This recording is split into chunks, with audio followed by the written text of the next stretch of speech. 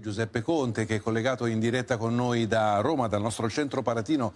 Grazie Presidente per aver accettato il nostro invito, grazie per essere con noi questa sera.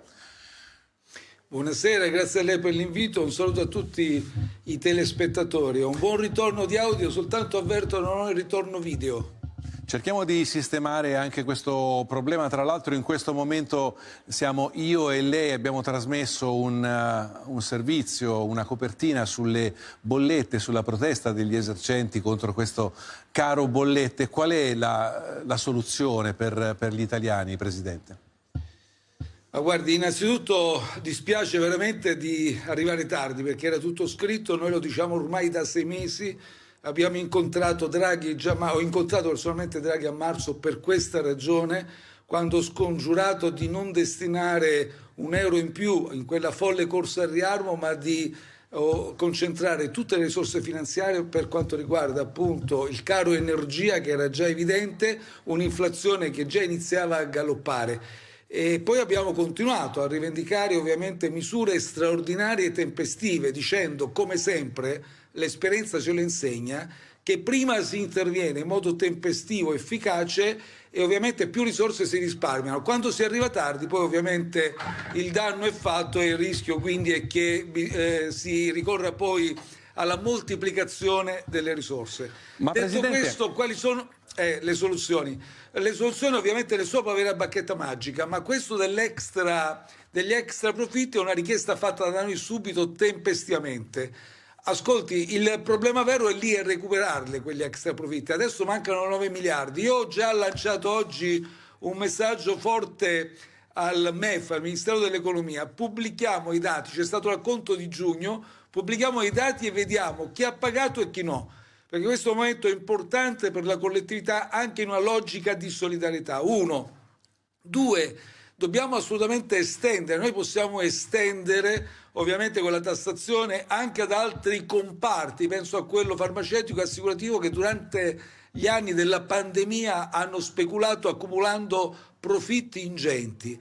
E poi ovviamente dobbiamo intervenire con altre misure, generando, se necessario, come credo sia assolutamente nuove risorse finanziarie, una variazione di bilancio ben costruita ovviamente, ben comunicata, frutto di un indirizzo politico strategico ben preciso. Noi la possiamo reggere perché lo abbiamo già dimostrato durante il momento più duro della pandemia. 5 variazioni di bilancio, abbiamo lasciato lo spread, io ho lasciato spread quando è terminato il Conte 2 sotto quota 100. Quindi lei implicitamente ci conferma le critiche all'agenda Draghi, che lei ha definito qualche giorno fa l'agenda dei rinvii. Volevo chiederle, ma bisogna togliere le sanzioni alla Russia? In qualche modo ne ha parlato poco fa? Guardi, delle sanzioni alla Russia no, io direi che lì assolutamente la comunità internazionale doveva e deve continuare a dare un segno concreto di fermezza, perché è una partita importante. Che poi questa efficacia delle sanzioni ovviamente non stiano piegando l'economia russa, questo è un dato che sembrerebbe assolutamente evidente. Sì, alcuni ragionavano di una caduta del PIL oltre il 10%, qui mi sembra che stiamo invece, la Russia non vada oltre il 4%. Quindi non si tolgono le sanzioni, continuiamo così. Però lì, guardi, c'è un discorso più importante: quelle sanzioni vanno mantenute e vanno assolutamente, sono il segno della reazione forte del mondo occidentale, della comunità internazionale rispetto a un'aggressione assolutamente inaccettabile e ingiustificata. Allora, a proposito di energia, senta quella che è stata, adesso abbiamo sistemato anche il video, la proposta che ha fatto oggi Salvini. Guardate. Pongo i miei colleghi capi partito sul tema luce e gas, armistizio, pace, soluzione comune. Ripeto, io poi propongo il modello francese. Se uno mi dice no, facciamo come la Spagna, facciamo come il Portogallo, facciamo come la Gran Bretagna, a me interessa fare. E siccome qualcuno dice c'è tempo, ne parliamo a settembre-ottobre, non c'è tempo, è già tardi. E allora, come già Calenda, anche Salvini chiede di fermare la campagna elettorale per trovare un accordo sul caro bollette. È d'accordo lei? Guardi, io non riesco a capire i due piani. Cioè, la campagna elettorale è in corso, è evidente che non si possa fermare. Un altro discorso invece è che tutti i gruppi parlamentari possono di comune accordo, all'unanimità, assolutamente trovare, concordare una soluzione, e noi siamo disponibili, ne abbiamo già elencate varie. Se le altre forze politiche hanno specifiche altre soluzioni, noi addirittura, guardi, le ricordo che a Draghi abbiamo proposto nella nostra agenda, c'era anche la revisione del sistema di determinazione del prezzo unico nazionale, del PUN. Le soluzioni tecniche che ci offrono i tecnici sono varie, basta andare in Parlamento, quella è la sede istituzionale, ci si confronta tra gruppi parlamentari. Io l'ho detto, noi siamo disponibilissimi, lo siamo da 6 mesi, da 7 mesi, quindi non è che adesso si ferma una campagna elettorale e bisogna mettersi intorno a un tavolo e ci mettiamo a fare delle riunioni, i leader si mettono a fare delle riunioni. Chiaro. Il Parlamento è la sede dove si elaborano proposte in dialogo col governo, che ovviamente è ancora in carica. Le cito un'altra proposta di Salvini, il ritorno della leva obbligatoria militare. Ma guardi, io su questo mi sono già espresso. Io credo che ai nostri giovani bisogna offrire un lavoro ovviamente retribuito, ecco perché siamo contro il salario al di sotto di una soglia legale, che per noi è 9 euro. Le paghe da 3-4 euro non sono accettabili. Siamo contro il precariato. Il più ampio numero dei nostri giovani, le nuove generazioni stipulano contratti anche di una sola giornata o comunque che non superano i 30 giorni. È un'istruzione di qualità, dobbiamo continuare a investire, dobbiamo rendere accessibile il percorso anche universitario a tutti. Queste sono le soluzioni. La leva militare obbligatoria, addirittura in Polonia gli amici Salvini e Meloni hanno introdotto anche un percorso obbligatorio nelle scuole che prevede insegnamento della disciplina militare e utilizzo delle armi. I nostri giovani non chiedono questo, non chiedono di imbracciare dei fucili e una leva obbligatoria militare. Loro chiedono ovviamente un futuro che gli consenta di costruire percorsi di vita personale e professionale adeguati. Noi proponiamo anche un fondo di garanzia per consentire a tutti i nostri giovani di avere delle pensioni. Siamo contro i tirocini gratuiti, sono queste le cose concrete che servono. Il resto, un progetto formativo, ecco, guardi, la fermo un attimo, maggiore confidenza Presidente, con le perché armi, sembra fuori di luogo. Sul reddito, del quale tra l'altro avremo un approfondimento più tardi, proprio nel corso della nostra trasmissione, lei davvero teme una rivolta sociale nel caso fosse cancellato il reddito di cittadinanza? Ma guardi, ma assolutamente sì. Ma lei le pare che addirittura con un caro bollette, un caro energie, dove mediamente in autunno avremo più 700 euro per ciascuna famiglia, lei pensa che addirittura andiamo a togliere una protezione sociale? Ma guardi che l'Istat ci ha detto, che abbiamo salvato 1 milione di cittadini dalla povertà. Nella pandemia nessuno lo ricorda, però scusi, mi consenta 15 secondi. Sì. Vi ricordate a un certo punto, se no qui noi rimuoviamo il passato e c'è una rimozione collettiva, a un certo punto, durante il momento più duro della pandemia, c'è stata una sorta di assalto ai supermercati. In tutte varie parti d'Italia c'è stato un assalto un fine settimana.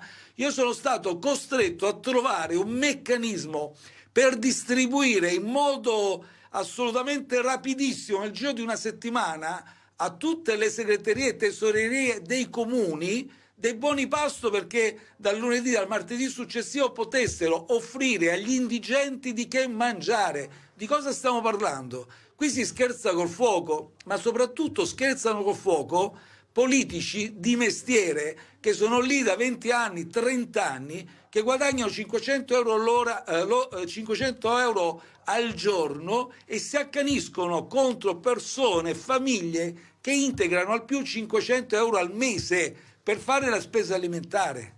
Senta, lei dice che non vuole interrompere la campagna elettorale, le faccio una provocazione, sarà perché i sondaggi vi danno in ripresa? Oh, guardi, se eravamo ancora più in difficoltà, a maggior ragione dovevamo recuperare. Guardi, io non guardo i sondaggi, io guardo l'interesse del Paese e dico semplicemente che se dobbiamo, ripeto, confrontarci nelle sedi opportune dove si deliberano le attività normative del Parlamento, ci sono i parlamentari, si ritrovano e sicuramente insomma si può lavorare per una soluzione, ma voglio dire, non è necessario, ecco, star lì a pensare a un'interruzione di una campagna elettorale che mi sembra una cosa fuori dal mondo. Ha già risposto più volte, ma io non posso non rifarla questa domanda. Dopo le elezioni cercherete una intesa con il PD? È una voce che ritorna giornalmente. Guardi, io lo dichiaro Il molto... PD sembra volerla, ci sono delle aperture, no? Lo dichiaro molto chiaramente, con un PD che, come dire, ha come manifesto della propria azione politica un'agenda Draghi che non si sa dove è stata scritta e lo stesso Draghi ha dichiarato inesistente, e ha come manifesto metodo di agire un metodo Draghi che noi non possiamo condividere, perché è il metodo dell'emergenza, è il metodo che non prevede il confronto tra le forze politiche e nel confronto ovviamente l'elaborazione di una soluzione di interesse comune. Ecco, a queste condizioni non ci sono i presupposti per dialogare con questi vertici del PD. Come andrà a finire per Di Maio? Perché l'ha definito un OGM? Ma no, guardi, io non rispetto tutti, però è evidente che siamo di fronte Un organismo una persona... geneticamente modificato, è pesante. Guardi, ha modificato completamente, ha rinnegato tutto, ha abiurato. Io sono rimasto molto male, l'ho avuto al fianco in tantissime battaglie, in tantissimi... addirittura... Eravate amici, riforme... Presidente? Si può dire che eravate amici? Ma noi siamo stati anche, voglio dire, compagni in battaglie politiche, quindi voglio dire, c'è stato veramente un progetto politico, e la ragione per cui io sono qui oggi a parlare è il fatto che io ho sposato quelle battaglie, condivido quei principi e quei valori. Il fatto invece di veder lui che ha completamente rinnegato tutto, addirittura riforme che lui stesso ha contribuito a introdurre e realizzare, questo ovviamente mi lascia un'amarezza di fondo, però... Non volevo offendere nessuno, dico che chiaramente quella formula è una formula, se mi permette, per dire che c'è stato un ribaltamento completo. No, ma era chiaro. Con chi farebbe un confronto televisivo, magari con lo stesso Di Maio? Mi dà un nome. Io, guardi, lo farei con tutti, però lo farei uno. tutti parità di condizioni.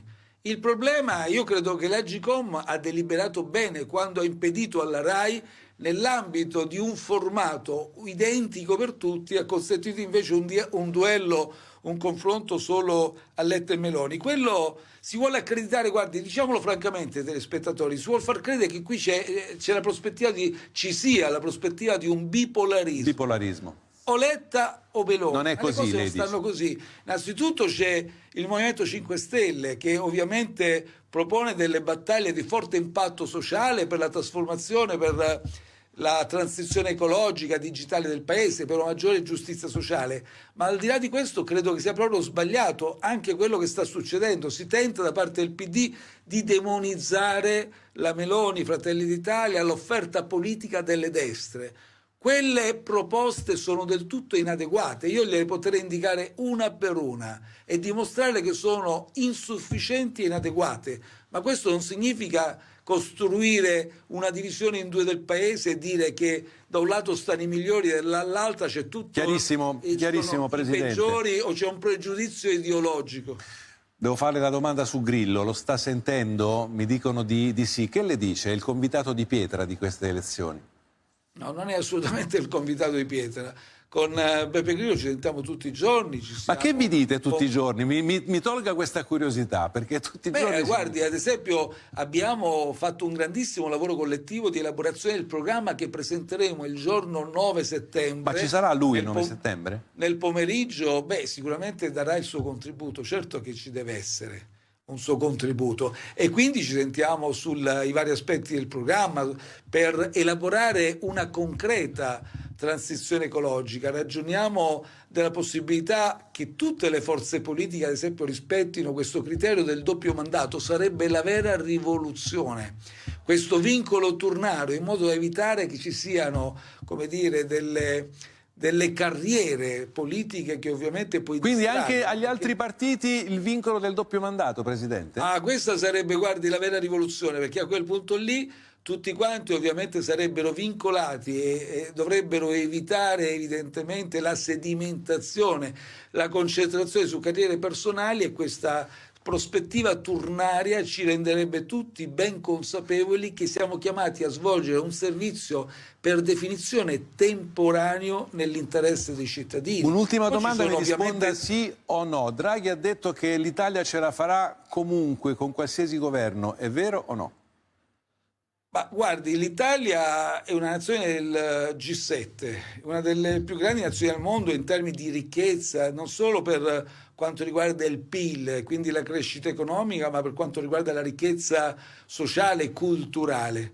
Però è chiaro che, come dire, io sono convinto che l'Italia ce la faccia e ce la debba fare, ma certo non è indifferente l'indirizzo di politica economica e sociale e quindi chi andrà a governare il Paese per la prossima legislatura, perché guardi, anche in passato abbiamo perso tanto tempo, io l'ho constatato quando mi sono insediato come Presidente del Consiglio, abbiamo fatto un processo riformatore in pochi anni, ma mi sono sempre chiesto, ogni volta che realizzavamo una riforma della pubblica amministrazione, della giustizia, maggiori investimenti nella scuola e nell'università, dentro di me risuonava sempre questa domanda: ma perché non è stata fatta prima?